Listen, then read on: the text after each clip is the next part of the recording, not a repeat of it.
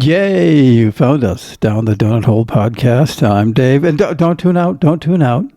I have a surprise for you. I'm back. Is that good? Yeah, I think it's good. Well, he has more than enjoyed having my voice gone, but it's coming back little by little. I'm still scratchy, as you can hear, I'm sure, but we're working on it. Yeah, you got your whole ASMR thing going there. Yeah, I understand that's a thing, and that it's usually girls in low-cut tops. Am I right on this? No, not the ones that know what they're doing. All right, explain it. It's the voice. It's all in the voice. And what are we looking for with a voice? Kind of like what you're doing right now. Kind of a scratchy voice? Yeah. Just Really? like sort of half whisper thing, yeah. Okay. Because I really can't get much volume going. That's good. So you get right up on the mic. I knew you would say that was good. You get right up on the mic and just, don't push it. Yeah. Well, anyway, I'm glad you're feeling better. Thank you. And I am feeling better. We think maybe you had a combination of issues. We might have picked something up on all the travel, of course, but yes, there's I think there's a bit of the Sahara dust in the air, which is something that we found out about years ago. Yeah, you can sometimes actually see dust on the windshield of your car. Now, we don't have a car, but there is a table outside that in the morning time, it looks like there's a real thin layer of almost mud on there. Kind of splotchy, not an even coating. But there it is out there, and so perhaps in the wind, you may even be able to hear it in the background, has been very, very persistent, which is something I, for one, love. I love that breeze. I love being up in the mountains where it's cooler, and I'm kind of a sweater weather gal. That's my favorite. I'm not big on the real hot weather. I know a lot of people are, and I'm not saying that's not a good thing. But for me personally, because I grew up in upstate New York, those kinds of days are very minimized. And so the cooler weather makes me happy. I feel my best in that weather. And I think it has helped me to kind of spring back from my ailment. I'm going to say I was really sick. I think I did my last podcast last Tuesday. And while I was doing the podcast, I wasn't feeling very good. My voice sounded scratchy. But by the end of that afternoon, I knew I was not all right, which surprised me because usually I have my little remedies, which is what I think we should talk about today, is what kinds of things can a person do to avoid having to present themselves in a doctor's office. Certainly back in the United States, that's an expensive proposition usually. I know there's mechanisms. I'm not always privy to those, but I think that we can handle an awful lot of things. And Dave, I'm going to give you a pop quiz. What is it that I always say when someone has a respiratory infection or problem? What's the cure? That's the cure that you say for everything, really. Just whiskey. Fail. Am I wrong? I'm not totally wrong, though. No, what's the other one? Come on, man. Rum? Oh, my God. I cannot wait to end this podcast because I'm going to teach him a thing or two. Onion soup. Yeah. Onion soup. And with whiskey in it. Well, I'm not going to completely discount that because I'm big on you take a shot of whiskey and you sip it really slowly and you don't necessarily swallow it. You let it drip down the back of your throat, and it does help clean out all of that mucus and all of the other problems that develop there. This is kind of a gross podcast today, I guess. Yeah. But I will say that something surprised me that we were able to do. There were a few things over the last few days that actually made me feel better spiritually, if not physically. And one of those things was we had not really been able to go out grocery shopping. We'd been very busy. There's a bunch of things that have to be done to open up the camp, et cetera, et cetera. And a lot of that is kind of dust inducing. So the first day or two that I was kind of stuffy, I thought it was more just dust allergies and problems like that. And I took good care of myself. I decided I'm not going to push it. I'm just going to kind of take it easy, do what needs to be done to continue the process of opening up camp, and just not go nuts on things, because going nuts on things is my MO, let's put it that way. So we didn't really go grocery shopping.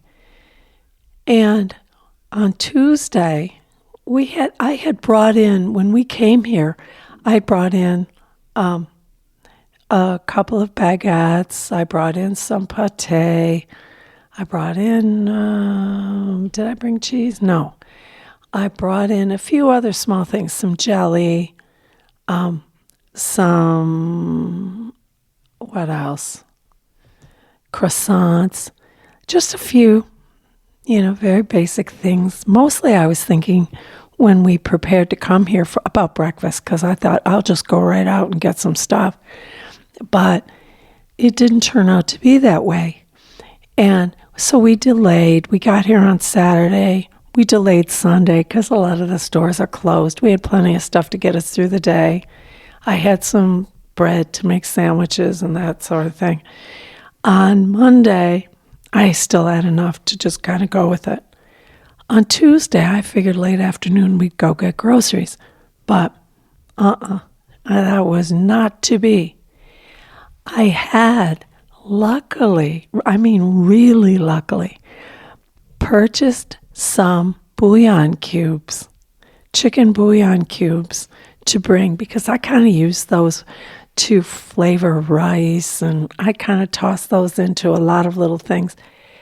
Well, when I realized that I was getting sick and I didn't really have any onions here to make my magic remedy, I made bouillon. I used like 3 cubes, made, a quart, something like that.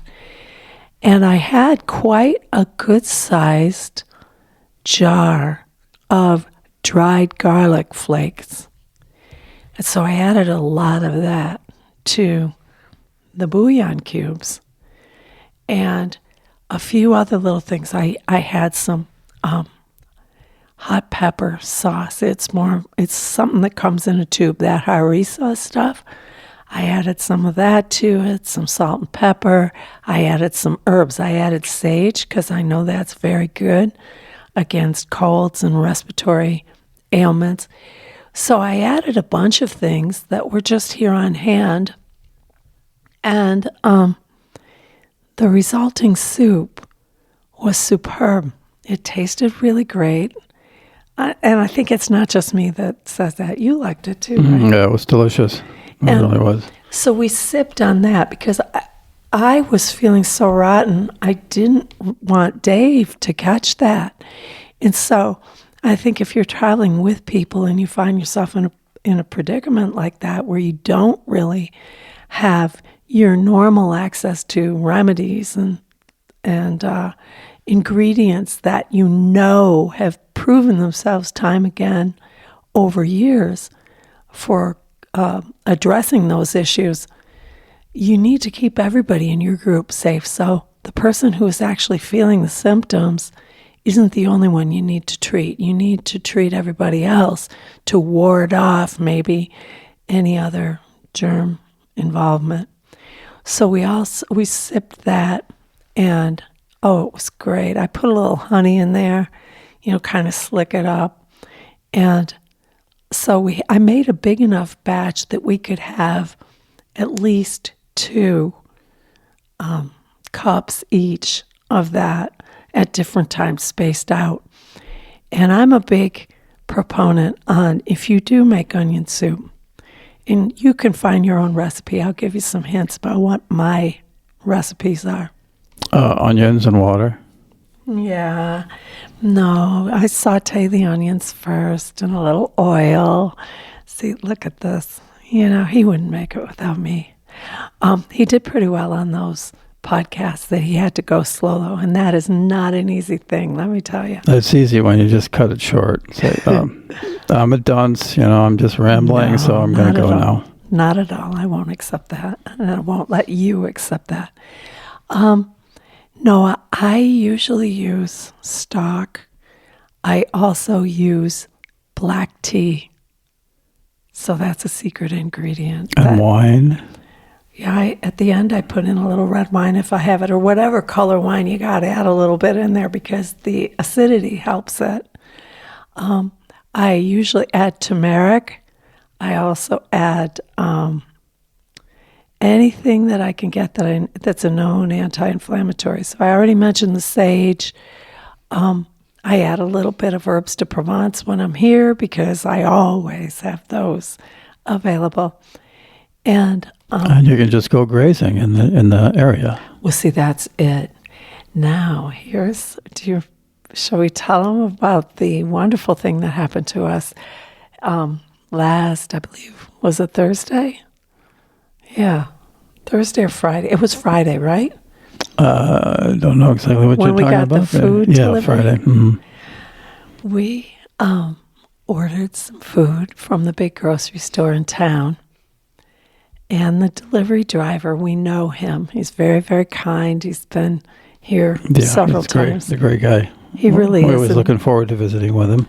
And this is not an easy place to find. And he's very adventurous and very courageous. And sort of this time, especially because I wasn't feeling very well and I needed some ingredients to make some soup and some other things. He came in the white van like a knight on a white horse, I have to say, and it was spectacular, and it reset everything and made things a lot easier for us to put meals together and that sort of thing. Because I've been still doing that, but not with a lot of gusto and not with an inordinate amount of creativity by any measure. But well, he brought wine and compte cheese, so that was almost enough there. Indeed, and a baguette or two, and so we kind of, just took it easy the last few days. However, when he was here, he looked down along the edges of the driveway where he parked the van, and there's wild thyme growing there. And this is something I kind of knew, but it's not in my everyday experience. But he looked down and he said, "You need to cut some of this." He goes, "Get some of the fresh blossoms." He said, "Some of the branches that have the little purple blossoms on it." He said, "Cut some of that." He said, "Take it indoors, make a tea out of it, make an infusion out of it." And he said, "Add a nice big lump of honey and sip that tea." He said, "It'll help your throat." I did what he said, only I boiled the little branches, because here they're very woody. They're wild. They're not like in a garden kind of thing with thyme. And so I boiled it up. I let it cool a little bit, strained it out, and then I boiled it a second time.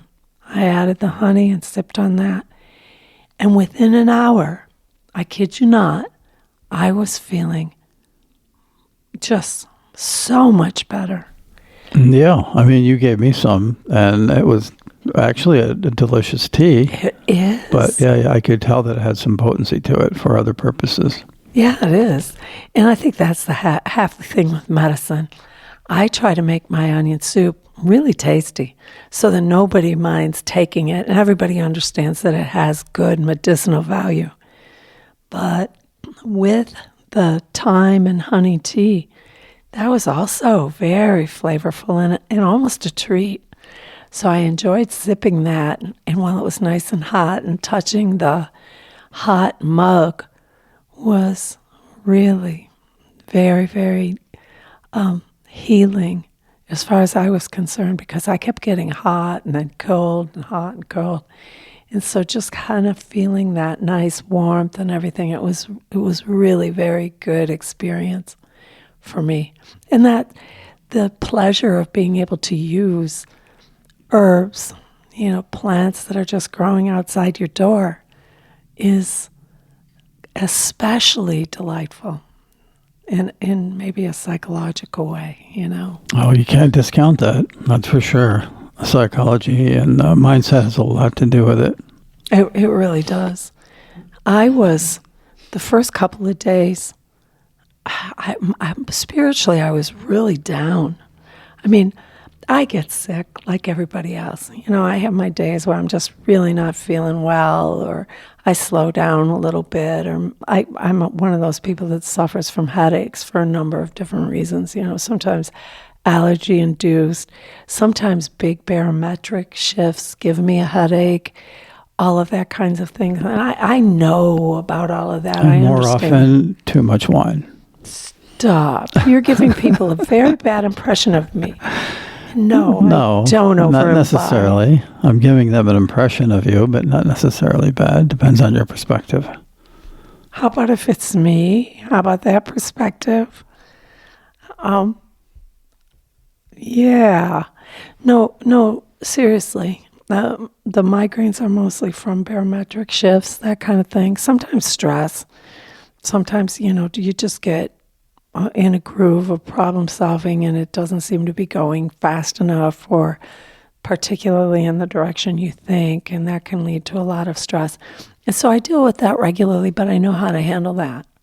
And usually 2 or 3 days I'm over it and on to the next thing, and I don't look back. But this was tough, and especially because I was traveling. We usually travel with buffered aspirin, and I use that like on a regular schedule. So every 7 hours I took another aspirin, and that did help. I felt like within an hour of taking the aspirin, I did feel improved. And I was glad we brought them, because like I say, we have not been able to go to the store. And while I was grateful for the grocery delivery, the interface for that was not easy. And especially if you're kind of dunced out sick, just not the easiest thing. However, the food delivery did help. I got some vegetables and I got some other things that we needed. But I was grateful we brought the buffered aspirin. I was also grateful that we brought charcoal tablets. So we always travel with those. Oh, yeah, that's a must for sure. Especially if you're going to be sampling food you're not used to. Because sometimes it may taste great, you may enjoy the dining experience, but then when you get to the hotel or your home, wherever you're going to stay, you realize that it didn't set as well with you as you wish it did. And so you just pop one of those charcoal caplets, and it helps, It helps you feel better and, prevents things kind of spiraling out of control, if you know what I mean. It actually will head off a stomach virus if you catch it early enough. I take a few of those capsules regularly. Are you saying 2 or 1? Is 1 enough? Depends. I mean, you can sort of feel, you sort of get the sense, everybody does, that there's something heavy about to descend upon you and it's not good. And Yes. So it depends on the actual weight of the feeling you get, I think. But at least 2 to begin with, yeah. And then, another 2 in 3 hours or something like that. But if you catch it just do early 1. enough, then you can head off a stomach virus.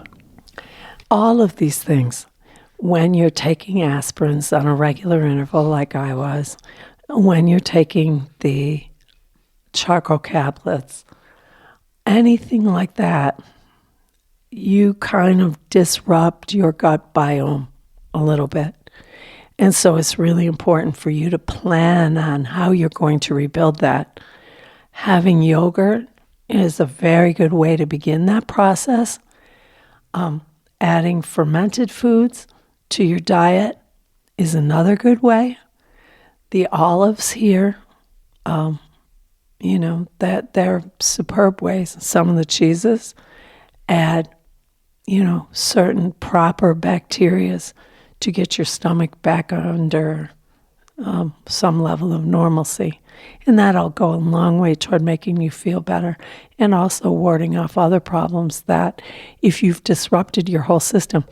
One of the things that we do that disrupts our systems in a big way is to gargle with just peroxide, which I did that multiple times too because my throat was hurting so bad. And that can kind of goof things up. Yeah, you can tell that there's something that's working on it. It kind of stings when you do that. Yes. I don't stop there, though. My thing is I actually snort the hydrogen peroxide. I did too, just a little bit. And, I pour a little in the palm of my hand, put my nose down there and snort it. Yeah. And then the trick is that's foaming around up inside your nasal passages, and it feels horrible. Well, you can, when you first do it and there is something in there to be taken care of, so to speak, it can sting like crazy. Oh. I did a televisit one time with an online doctor visit thing, and I had been, going on a couple of weeks of dealing with nasal passage issues and all that sort of stuff. And anyway, she was telling me about neti pots or whatever, to snort steam, basically. I guess that's what it is. And I said, well, I do something like that. And she said, well, what is it? I said, well, I told her. I said, I snort hydrogen peroxide. And she goes, oh my God, you're badass. Yeah. So she if you said, want but to yeah, be that'll badass, work. That'll work. Yeah, it does work. And I will say all the other stuff is excellent, but just a whiff of the liquid hydrogen peroxide, you can tell immediately that that's working. However, again, it is destroying a very important biome. I know that this is something that we haven't really given enough attention to from a medical perspective, that all of these interventions that we apply to making ourselves feel better, minimizing symptoms of some malady, or overcoming an illness that's kind of opportunistic, those things interrupt a very important biome. And so we can treat things in the moment, but then the real initiative begins afterwards, rebuilding that biome. Yeah, it's just like when you're taking an antibiotic. I mean, you should be, and very few doctors in the States at least, remind you that you should take some sort of yogurt or something while you're on the course. Yes. Offset from the time that you take the antibiotic, a couple hours at least, have some yogurt or something like that. But not many of them will tell you that. One or two times I had a doctor tell me that, but very rarely. And it is true. It's not that hard to put some of that back. But my idea with travel is that obviously you're on enclosed spaces like the airplane, buses, to Ubers, whatever. Especially for us, Dave, airports because we and all that use kind of the stuff. So public there's stuff transport floating everywhere in the air, right? Yes. So if you don't want to wear a mask, which it's not everybody's first choice, that's for sure. Then one of the things you can do is that peroxide move, and because those germs, if you do happen to inhale them, like to hang out in your nasal passages in the back of your throat to have an opportunity to kind of hang out and grow until they're enough of a colony there that they can actually make you ill. So my theory has been that if you do the peroxide regularly when you're traveling, then you kill all those things before they can multiply. And it does seem to work, because I don't think I've gotten sick, I don't believe. Oh, don't say it. Knock wood. A lot of years from travel. Well, that's my case by as doing well. That. I was so blindsided by this because I have my normal little things that, you suffer when you travel like that. But this came out of the blue. Yeah, this and was I didn't get way that. worse than what I'm normal. I never did get it, so I still sort of attribute that to the probably excessive hydrogen peroxide maneuver. And the onion soup, the emergency batch of onion soup with the bouillon cubes and the dried garlic. Yeah. Yeah, that was good stuff. Anyway, so When we travel, you have to put your hydrogen peroxide in a small little bottle. Dave keeps his in one of those little travel size spray bottles so that you can spray it at the back of your throat. And that is extremely useful. You can't travel with like the whole big bottle of it. And certainly not the big ones like you buy at Dollar General or Walmart or someplace like that. It has to be in a travel size thing, and that's not going to last you very long if you're really sick. So that would be, I would say, identify where you're going and figure out where a pharmacy or something is so that you can replenish that supply as soon as you can, because it's important to keep, once you start that, it's important to keep it up. Also, like we say, get your yogurt, sauerkraut. I mean, really good quality fermented sauerkraut. All of those fermented foods, excuse me, all of those are increasingly proven to create a very favorable gut biome that promotes your health in a lot of other ways. So it isn't just fighting the immediate malady that you're facing. It's how do you restore that as quickly as possible so you don't suffer downstream problems. And nowadays, they're connecting such things as dementia and numerous other serious problems to a gut biome that has been seriously disturbed, usually by the use of antibiotics and that sort of thing. So it isn't just, making your belly comfortable so maybe you're not hearing growling or something like that.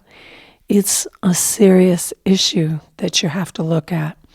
They're talking these days, and I've seen, lots of little studies, that the amount of sleep you get at night, they're saying 6, 7, 8 hours is optimum. More for young people with lights out, no computers, no phones, none of the other electronics that we like to have by the bed in case we wake up. If we wake up, we need to just maybe have a sip of water and roll over and make yourself stay quiet and go back to sleep. Don't, turn on the sports news or something like that, or celebrity gossip or any of that nonsense, because that stuff really is, that pattern of doing that, of interrupting your sleep, is really causing serious health effects. So, the more we train our bodies not to do that, not to wake up for that, the better off we are. Or if we do, if we're one of those people that just naturally wakes up then, to say, sorry, you're not getting on your phone right now. You're going to lie back down, get comfortable again, and snooze again, because your body needs that. So we've talked before about sleep hygiene in terms of not creating an environment that's full of, blinking lights and charging lights and, glowing screens and music and all of that.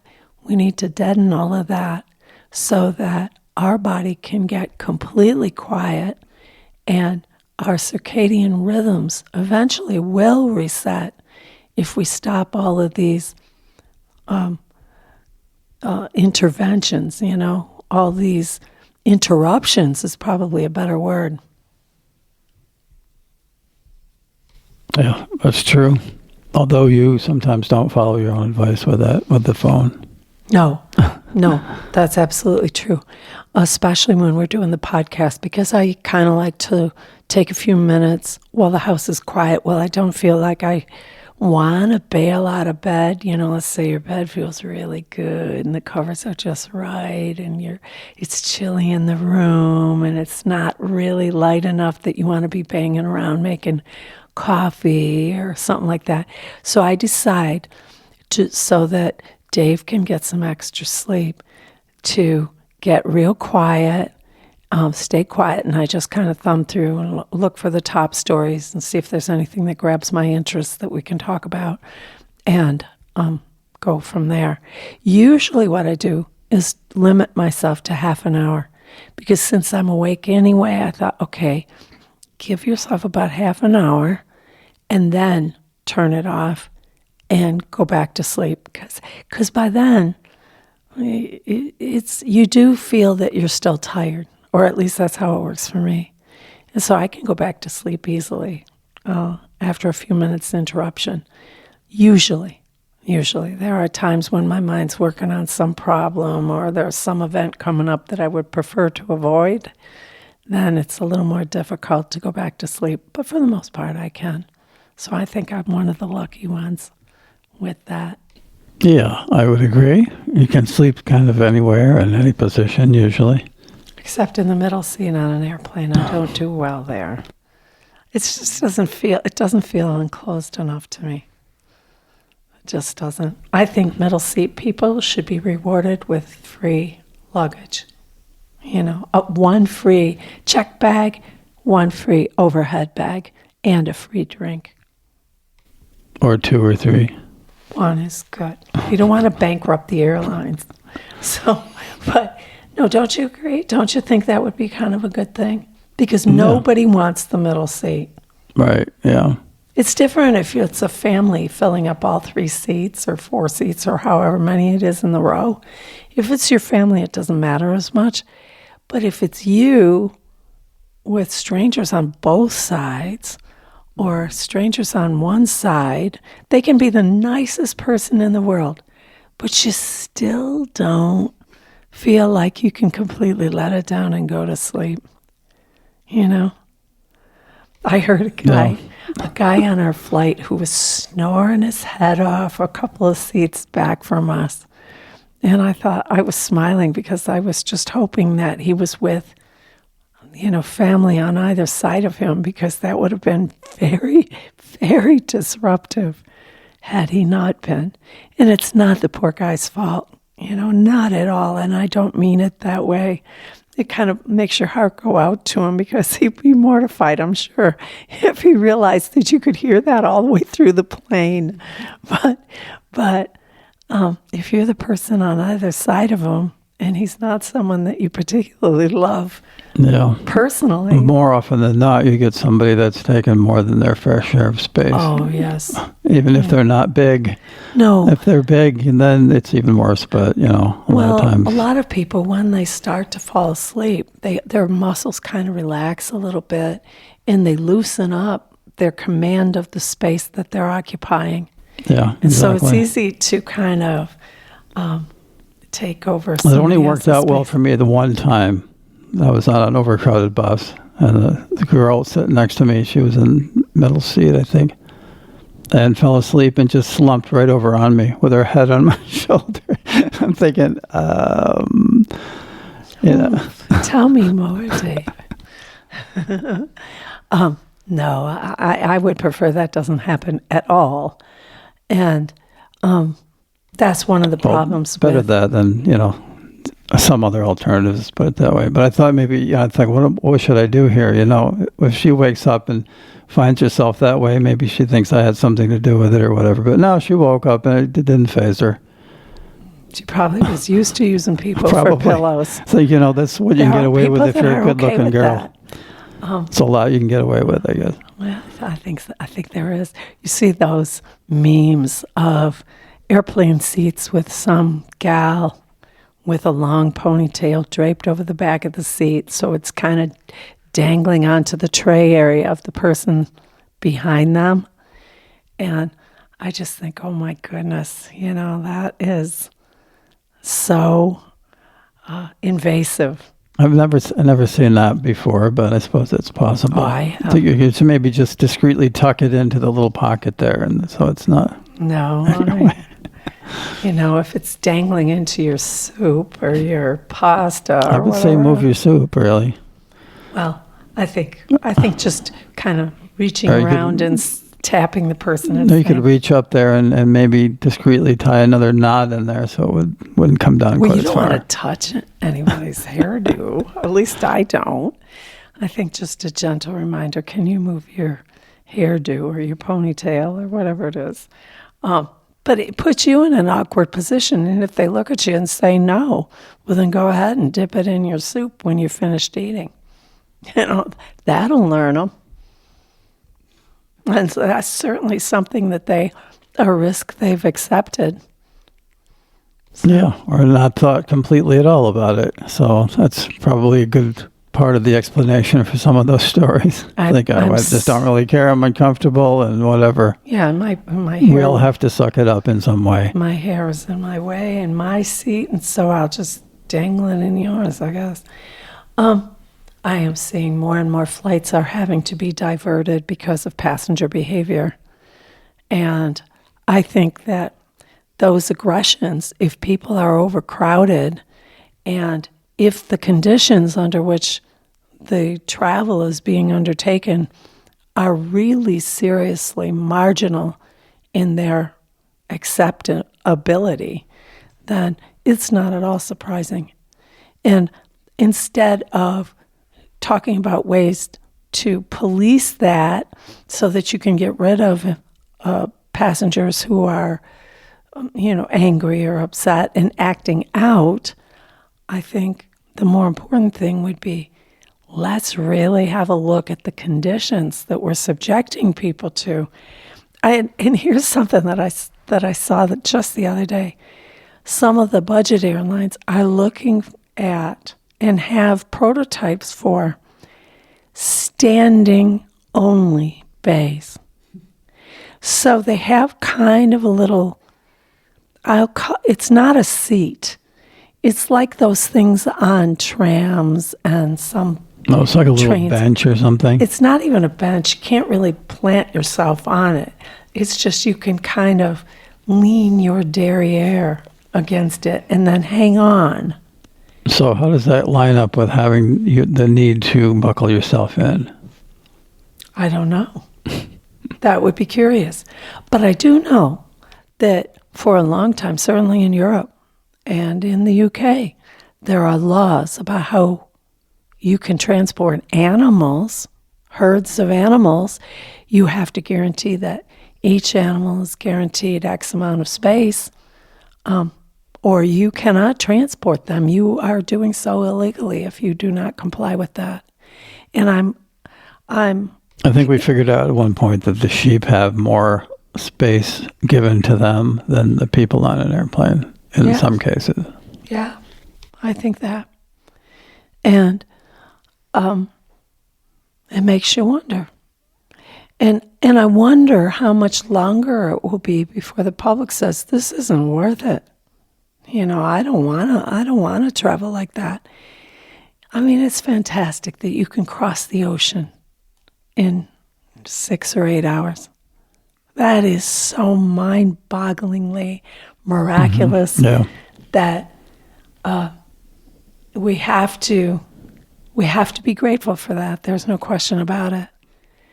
But that being said, is there not some way that the humanity of people, the dignity of a person, can be observed while we're making that happen?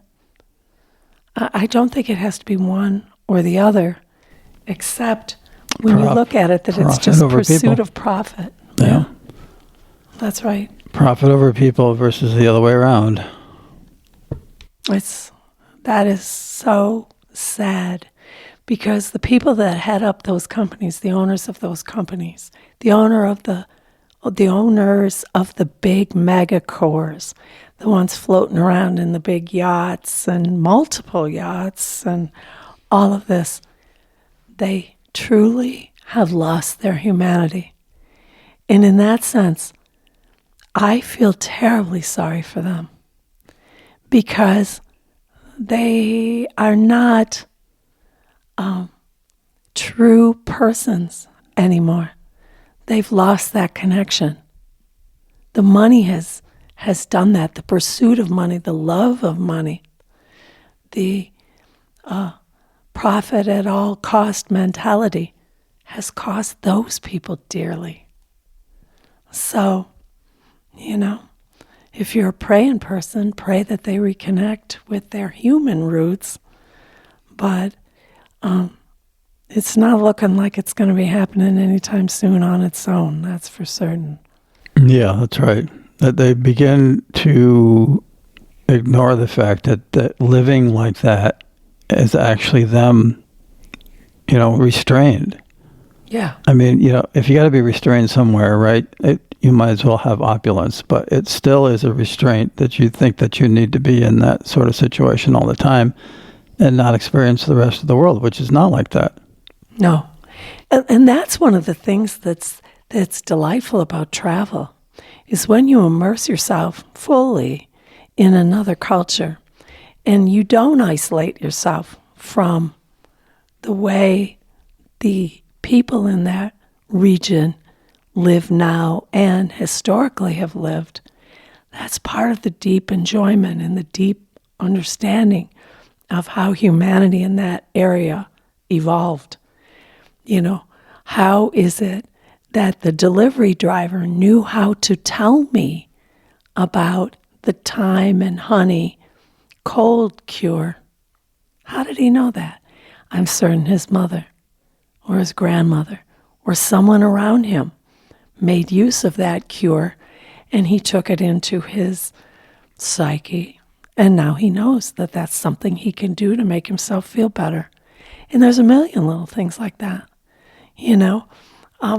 If you go and you order a salad, a Mediterranean salad, let's say, and it includes olives in this region, there's always a little pot, a little receptacle for you to put the olive pits in when you're finished eating the nice olives. And so they know this. It's little clues, little cues like that help you to understand you are not back in your own milieu.